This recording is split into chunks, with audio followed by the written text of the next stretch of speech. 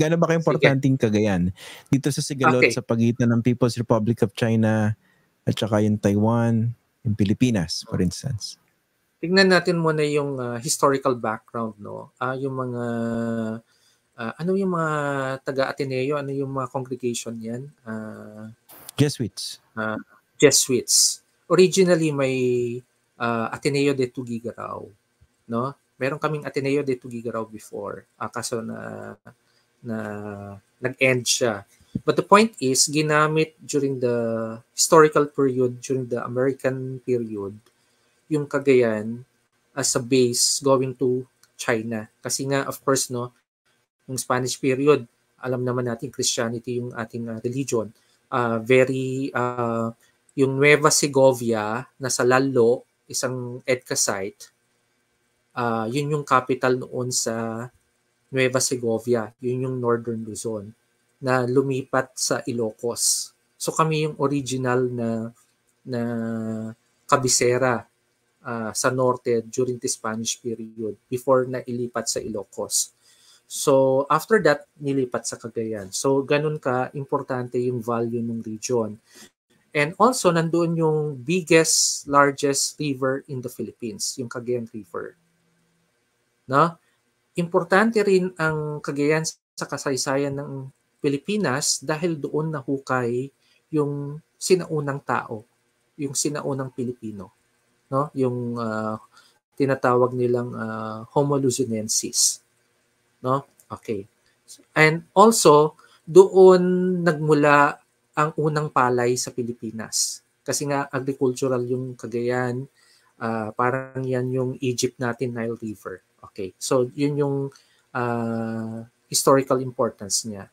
Why all of a sudden naging strategic siya? Well, of course, no.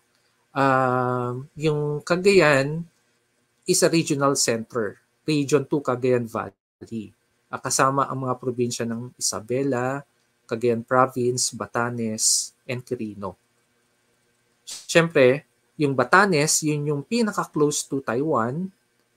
Tapos yung Cagayan, meron 2 EDCA sites ngayon. Plus yung Isabela, may isang EDCA site sa Gamu fronting the Philippine rice or Benham rice.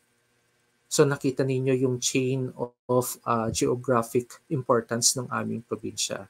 Sa mga locals doon, syempre hindi nila maintindihan dahil itong mga probinsya na ito nagre-rely sa agriculture. Hindi siya kasing yaman compared ng mga ibang probinsya na nakikita natin na malapit sa Pilipinas, sa Metro Manila.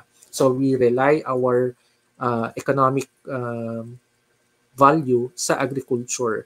So ibig sabihin, kinakailangan pa namin ng ibang resources. Nakita ngayon ng China na pwede silang makapasok to invest. That's the reason why economic nila. Economic yung yung kanilang front. Kaya meron tayong economic coercion dito sa Pilipinas, no.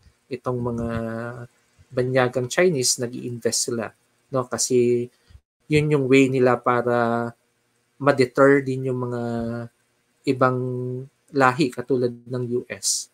Kasi si US medyo mabagal din umaction actually pagdating sa kanilang pag-i-invest doon sa key strategic locations, no. It could be possible dahil economic competition din, no. Remember that number 2 world economy right now ang China at mas malapit sila, no. Sa mga ibang media interviews ko na nasasabi ko rin yung economic coercion na ginagawa ng China, no. Hindi lang sa Pilipinas, no. May makausap akong European diplomats katulad na lamang sa Germany, natatakot sila dahil ang may hawak ng kumukontrol sa water system nila mga Chinese. Dala-dala ko yung mga estudyante kong mga senior military students noon sa Spain, natatakot sila at sinasabi nila the Chinese are buying us, no. Binibili nila yung mga key properties dun sa Madrid at sa Barcelona. Ganon din yung mga French. May napanood akong documentary sa Netflix lately, no, yung may hawak ng General Motors, mga Chinese na sa US, no. So in other words, they're everywhere, even in our country. So hindi siya exception. Lalong-lalo na may lumalabas ngayon na statistics in Southeast Asia that 9 out of 10 Southeast Asian countries rely to China. So parang tayo na lang yung talagang lumalaban sa China because of course yung bad experience natin sa kanila because of what we're doing in the West Philippine Sea. Of course hindi natin tinatanggap yung kanilang aggression, yung kanilang pambabastos sa hindi pagkilala ng naipanalo nating Hague ruling because of course ang gusto natin magkaroon ng rules-based orders. Yun yung china-challenge right now ni China. And at the same time, to get the hearts and minds of the Filipinos and of the locals, yun nga yung pag-infiltrate nila sa mga iba-ibang probinsya, lalong-lalo na dun sa strategic provinces na tingin nila makakatulong dun sa national objectives nila para mas madali nila masakop ang Pilipinas, no? Remember dun sa sinasabi ni Sun Tzu, no, na it's easy to conquer a country that is not shattered, no? Yung hindi wasak.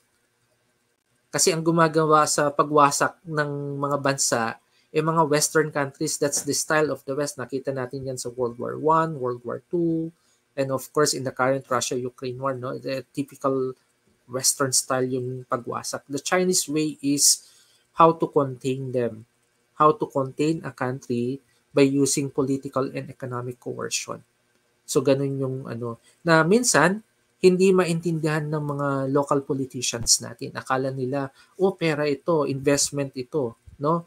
Makakatulong ito sa ating probinsya at the expense of sovereignty of the country. So ganun yung nagiging problema na. At saka ginawa rin naman ito ng China elsewhere, di ba? Yung papasukin yung population, lalagyan na mas maraming tao. Eventually, hindi lang assimilation yung nangyayari. Parang largely nadadilute mo yung culture dun sa lugar na yun. Eventually, kayo yung nagiging dominant. So that's one of the ways, no? So, mahirap siya makita agad di ba? Yeah. Oo. Until such a time, hindi kinakailangan pag-usapan. Ngayon, ramdam nila, no? Leaders in my province are so emotional right now kasi nga nadadrag sila, but napansin natin na pag-uusapan na ngayon, which we have not seen in the past, no? At sana maintindihan nila yung strategic value ng probinsya at of course dapat talagang pag-usapan ito dahil nga medyo hindi rin naman naranasan ng probinsya ito in the past. Okay. Ito, pero baka kasi akala, baka masyadong advanced yung discussion when it comes to EDCA. Sige natin ng konting basic, no? Para makasunod yung lahat ng nanonood. Pati na yung mga trolls. Yeah. Okay. EDCA, Enhanced Defense Cooperation Agreement. We have that with the United States. So, under Bongbong Marcos, nagdagdag ng 4 na additional EDCA sites, no? At tama ba 2 ron sa Cagayan? Unang-una, ano ba yung importance itong EDCA? At bakit gigil na gigil ang China dito sa EDCA? And pangatlo, sorry tuhugin ko na, bakit naglagay ng EDCA sites dyan sa Cagayan? Well, of course, no. One, i-contextualize natin, no? Bakit sa Cagayan? One, I think, is yung how to protect the northern horizon, no, yung corridor natin. Kasi napaka-open ng we know what happened in the West Philippine Sea, no? Nagkaroon ng contestation of power, at the same time nag-agawan base ng mga doon ng mga isla. Ayaw natin maranasan 'yan sa mga iba pang teritoryo natin. Sa north naman, Batanes, Cagayan, going up to Taiwan, alam naman natin right now na there is also a debate whether or not Taiwan should reunify with China or paano makuha uli ng China si Taiwan kasi sa kanilang pananaw, Taiwan is a renegade province. Pero sa pananaw ng mga Taiwanese, no, we're a democrat country. Kung nagustuhan niyo po itong video na ito, paki-like at share na lang po para mas marami pang makakita at makapanood. Kung gusto niyo po makibalita, follow niyo na rin po ako sa aking mga social media accounts na nakasulat po sa screen.